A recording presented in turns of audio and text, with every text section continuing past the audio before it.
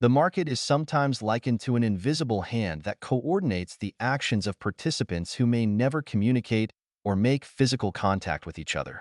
Outside of price theory, the teaching of causal inference generally lacks a market-oriented framework for analyzing treatment effects.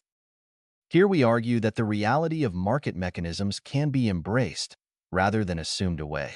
Indeed, a treatment control framework comes straight from old-school economic theory. It helps interpret treatment effects and apply them to situations other than the ones where the measurement occurred. In a market, the outcome for any one participant depends on what is happening with the other market participants. You might say that the invisible hand creates spillovers in the econometric sense.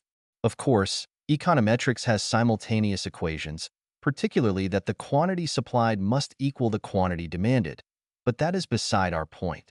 Markets also coordinate buyers with other buyers, even those who never meet or communicate with each other. Same on the seller's side. We will show that the invisible hand effects are easy to deal with. We begin with a simple example to show how much is at stake.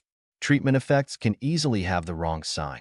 Then we'll generalize that example to encompass the standard demand theory setup. As entries in a substitution matrix, treatment effects are a weighted average of scale and substitution effects.